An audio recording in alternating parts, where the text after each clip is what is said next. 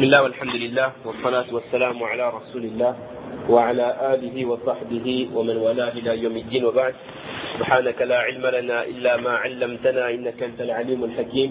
رب زدنا علما يا كريم، رب زدنا علما يا كريم، رب زدنا علما يا كريم. رب اشرح لي صدري ويسر لي أمري واحلل عقدة من لساني يفقهوا قولي. Mes chers en islam, on va voir aujourd'hui un péché à propos duquel Allah subhanahu wa ta'ala ainsi que son prophète Mohammed Mustafa sallallahu alayhi wa sallam a longuement mis en garde. Et c'est un péché qui, dans la législation française, n'est pas reconnu comme étant un péché. C'est un péché qui, selon la morale de la société occidentale, c'est considéré comme un défaut, mais en aucun cas comme étant un péché et encore moins un délit. Alors que ce péché, il peut amener l'être humain à accomplir les deux catégories de péchés les plus graves. Ce péché peut amener l'être humain, cet écart de comportement peut amener un homme à accomplir les deux péchés les plus graves concernant la croyance et concernant les actions. Alors, ce péché peut amener l'homme à renier les décisions d'Allah. Ce péché peut amener l'homme à renier le taqdir, ce qu'Allah Ta'ala a déjà prédestiné. Donc, on remet en cause notre iman. Et ce péché, en même temps, peut amener l'homme à accomplir un des péchés les plus graves et les plus détestés par Allah subhanahu wa ta'ala, c'est le fait de tuer une personne, le meurtre, ou alors un autre péché qui emmène la personne vers le kufr directement et qui enlève toute trace de iman du cœur de la personne, c'est la pratique de la sorcellerie par exemple. Alors cette chose de mal, ce qui est considéré dans la société comme un mauvais comportement, qui en fait est un péché mais extrêmement grave, c'est ce qu'on appelle en arabe al-hasad, c'est la jalousie. Il n'y a rien de pire qu'un homme, une femme, c'est-à-dire un musulman dont le cœur est rempli, est habité de manière permanente de la jalousie envers son prochain. Parce que une personne qui est jalouse envers son prochain, la moindre des choses qu'elle va faire, ce sera quoi? C'est au moins elle va détester son prochain. Si je suis jaloux au prochain, même si je ne lui fais pas du tort directement, la moindre des choses c'est quoi? Je vais le détester. Quand je le vois, je vais être énervé.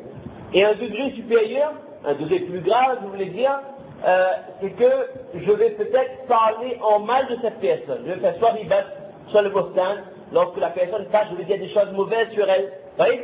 Et un degré pire encore, je vais éprouver de la haine et je vais rompre les relations avec cette personne. Regardez le nombre de péchés que la jalousie peut entraîner. Les mauvaises pensées, les ribats, médisances, calomnies, rupture des relations, tout en sachant quelles sont les conséquences qu'on avait déjà expliquées pour la personne qui coupe les relations avec son prochain.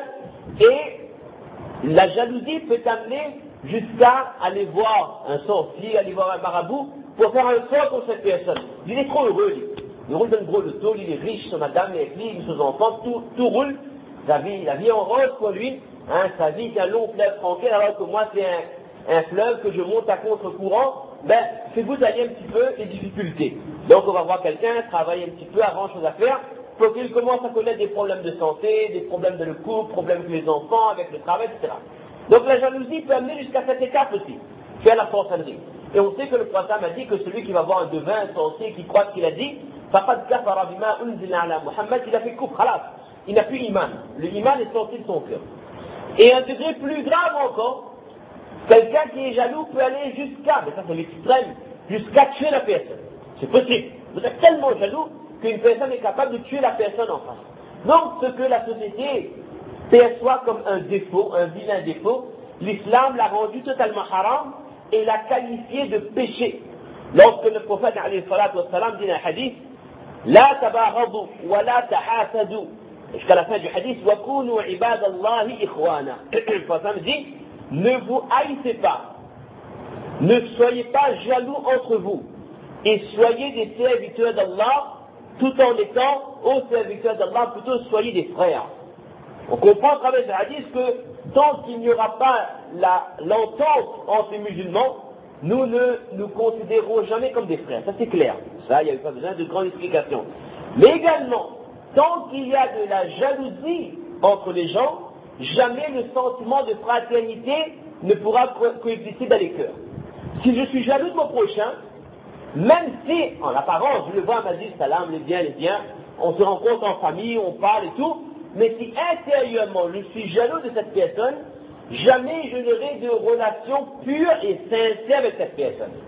Tant qu'on n'a pas enlevé cette gangrène, on pourrait dire cette maladie, c'est comme une tumeur dans le cœur, cette maladie que Shaitan enfouit dans le cœur, si on n'enlève pas la jalousie, jamais on ne pourra avoir de véritable entente dans la société.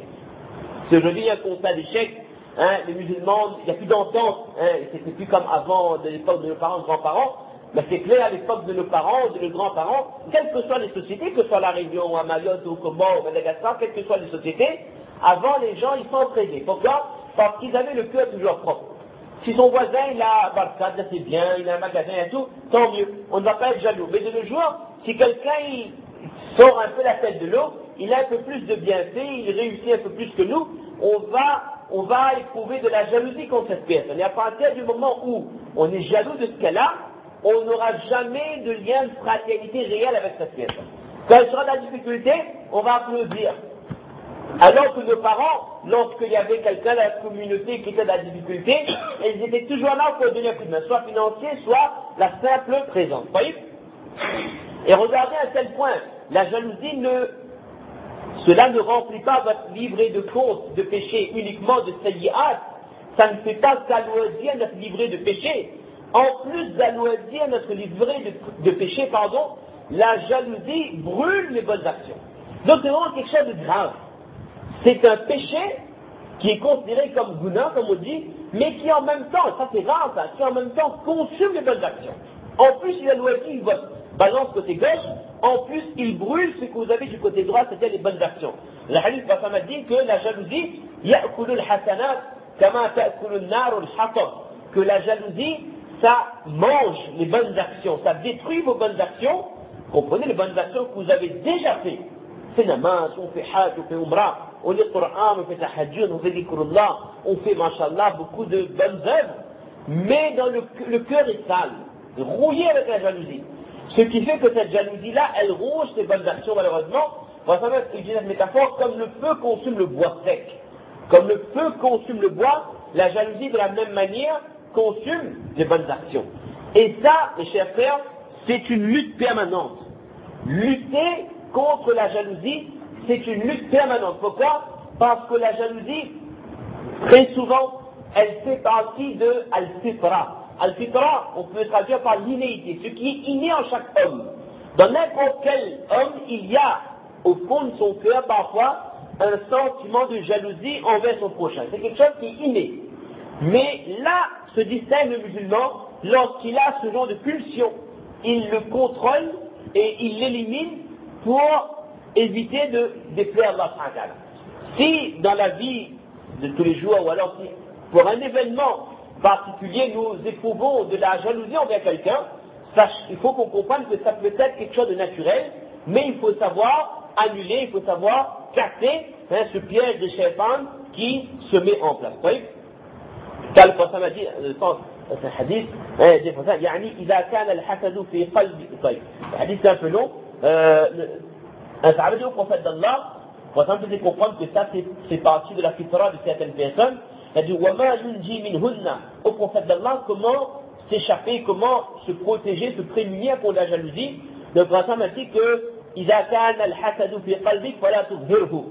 Il dit que si tu éprouves de la jalousie envers quelqu'un, ne le traduis pas. Ne le traduis pas par des paroles, par des gestes ou un changement de comportement. Essaie d'enfouir ça, d'écraser et finir par annuler cette jalousie dans le cœur. Également, un autre point également qu'on vous citer dans le tafsir, Abu Layth al-Samarqandi, rahimahullah, il explique certaines paroles de sagesse, il dit que une personne qui est jalouse, c'est une personne qui vivra en frustration permanente jusqu'à sa mort. Parce qu'à chaque fois qu'elle va avoir un bienfait sur quelqu'un, elle sera tristée. Mais des gens qui ont des bienfaits, on va en voir des milliers dans notre vie. À chaque fois, je vais voir quelqu'un qui a plus d'argent que moi, ou qui a un meilleur travail que moi, ou qui a une situation familiale mieux que la mienne, ou qui a plus de choses, à chaque fois, je dis, il a ça, il a telles affaires. En permanence, il y aura la tristesse de le faire. Et quand on voit que lui, il a Nous, on n'a pas, la personne ne se dit pas que ça c'est Allah qui lui a donné, et Allah il m'a donné ça, je remercie. Non, il n'a pas ce sentiment, ce réflexe. Je dis que pourquoi lui il a et pourquoi moi je n'ai pas.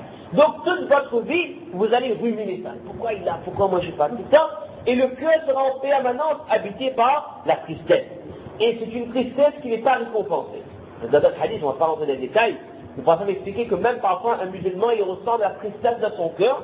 Ça aussi, c'est une petite épreuve, toute petite qu'Allah il envoie pour augmenter, ça fait partie des ibtila, pour augmenter le degré de la personne. Mais ce genre de tristesse qu'on a